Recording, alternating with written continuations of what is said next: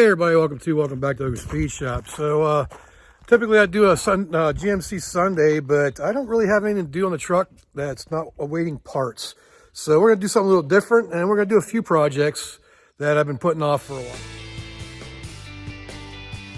So something I've been putting off on the Firebird, my 69 Firebird, is the hot start issue it has with the starter. It just gets heat soaked and it slowly starts. So what did I do? About 6 months ago, my buddy was out here to rebuild his Tremec. We went to Summit and I bought a high torque starter for it. So we're gonna install that today.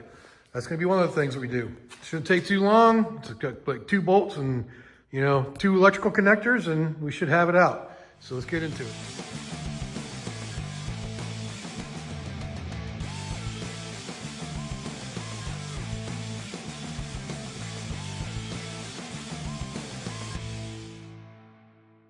So anytime I work on my vehicles, I try to get up as high as possible.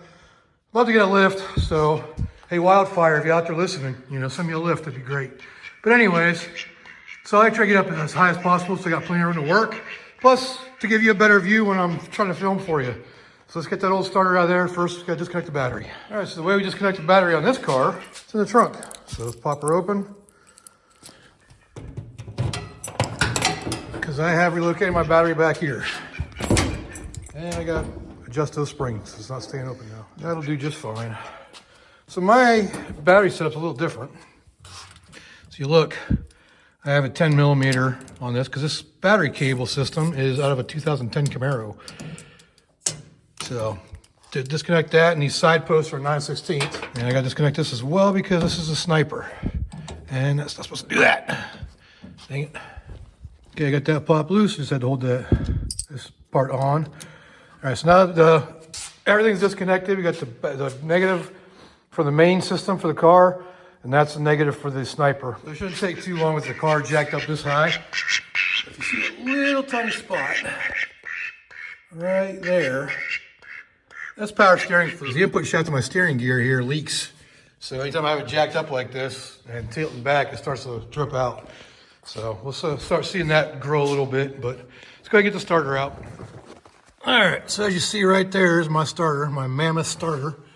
And it's held in with 2 9/16 or 3/8 16 bolts. 9/16 headed, so that's what we needed to disconnect.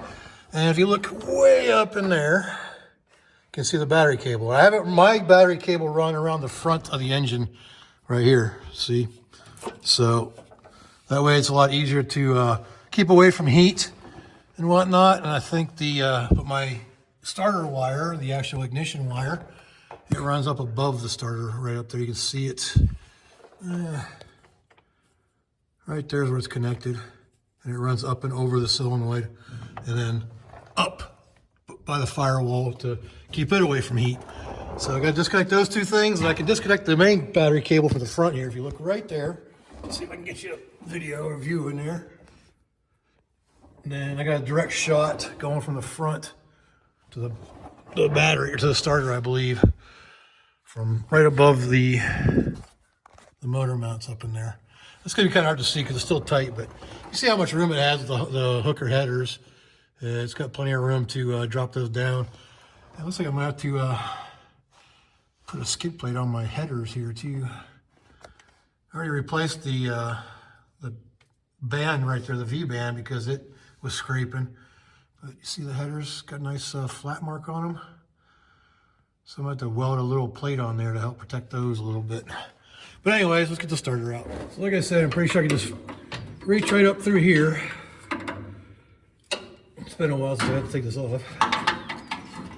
Go above.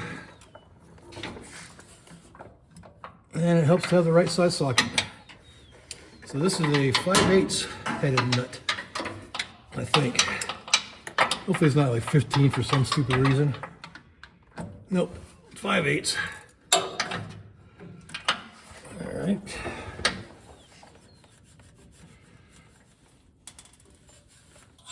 Okay, so that cable's disconnected now. I need to tie up my brake line. And is it 5/16 I think for the yellow one? And it is 5/16, so This one you want to be really careful with, just because a lot of times these like to twist, and if they twist, they'll break your wire. Or in this case, it just freaking loosened from the solenoid. I had the same problem with my truck starter not too long ago. Gotta try to hold the wire in place so you don't twist it off. Those threads feel like they got a little bit trashed. All right. Do I still have the lock washer on this one? Nope, I was missing the lock washer too. See if I can tighten that bolt down if we have to use this for anything else. Get the cable disconnected, and I need a 9/16 and an impact. I think I got a couple shims in here too, so I gotta get those out. I gotta be careful when those come out. Oh, I'm like, why is this not working? It's on the lowest setting for some reason.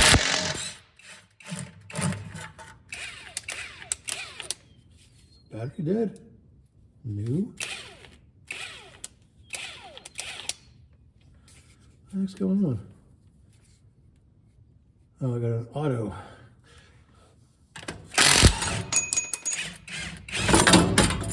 Oh, nice catch. That sucked. Alrighty. So it had a couple shims in there. And yep, I still have a rear main seal leak, and I think the valve covers are leaking now too again. But anyways, got the starter out. Alright, so there's the starter. Let's see what we got for the new one.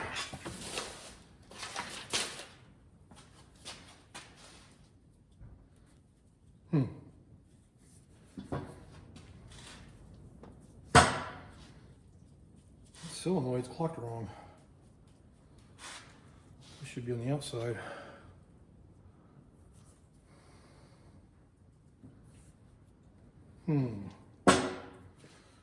Well, that's interesting. So there's a starter for the truck. You can see these are opposite of each other. I don't know if that'll fit up in there or not.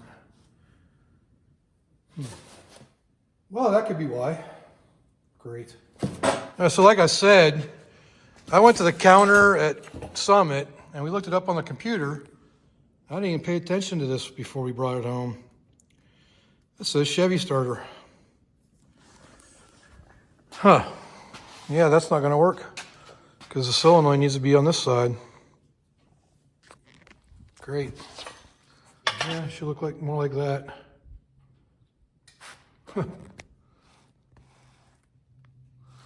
Well, dang. I guess we're not changing the starter on the Firebird today.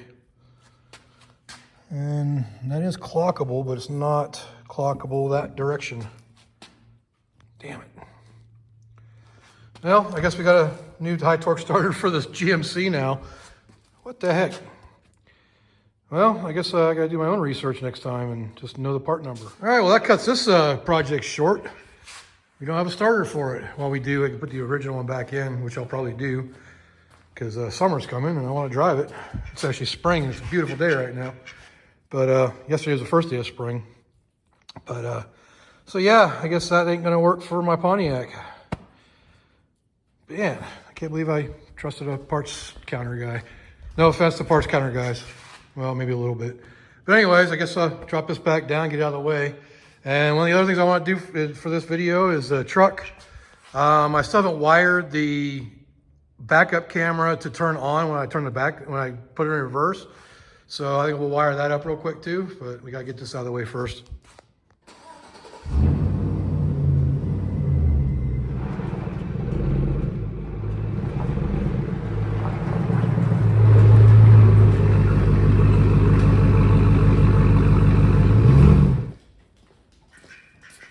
All right, for this next part of this catch-up video, see this red wire right here? That is the wire to the backup camera that you wire into your reverse lights. You turn them on when you go into reverse. And I need to relocate this wire to be up here. But, so yeah, so that's what we're gonna do on this one. Just wire that in. So the camera turns on when you put it in reverse. All right, so I got her wired up in the back. It looks horrible, but it does work. The wire to the camera is so small that when I put the weatherproof heat shrink on it, it melted the insulation on the wire. But as you see, right there is the reverse camera. If I go to the forward camera, and then if I put it in reverse, it goes to the rear camera and brings your reverse light, your reverse lines up. So take it out of reverse and it goes back to whatever camera setting you had on. So I can turn it off too. And then put it in reverse and it turns on to give you a reverse light or your reverse camera. What if it's still adjustable up and down? Yep. I can still move it up and down so I can see my trailer hitch. But yeah, there we go. We got a reverse camera activation wire turned on now. So like I said, the wiring ain't pretty. It's that wiring right there. This is the red wire going into the green wire. Just need to recover it, and gotta recover some wiring up there from where the original wire loom just broke apart, and cover the red wire here so it's protected as well. It's a really small wire. You can see kind of right there. It's kind of hard to see, kind of focus on, but when I heated up the weatherproof heat shrink, it kind of melted the insulation on the red wire. But it's working, so I'll probably just tape it up and call it a day. If it stops working, I know where to look. But other than that, I had to make sure I tapped in past this little module thing here. That thing, because it wouldn't work over here. I thought maybe I could tap into the wiring right before it heads to the back, but it goes into this junction block module thing here that controls the taillights. So that's why I tapped in there and it works fine now. So I just gotta wrap some wires. So I'll be back when I'm done with that. All right, so we got new wire loom up there. I didn't tape it because it's really tight. I got this all taped up now or covered, so all the new wiring is covered up and it won't focus. But you get the idea. So all that wiring's cleaned up now. So that project on the truck is done. Ironically, while I was pulling the truck in, noticed a little, thing come across my info center that I needed washer fluid. So I filled it up. And as I filled it up, I realized it was leaking from that little hose right down there. See a little black line? It's kind of hard to see, but it's there. It's got a crack in it, so I have to repair that at some point. But I don't want to take the battery out and get down in there to fix it right now, so I ain't going to. So that's another thing for the future, another future project.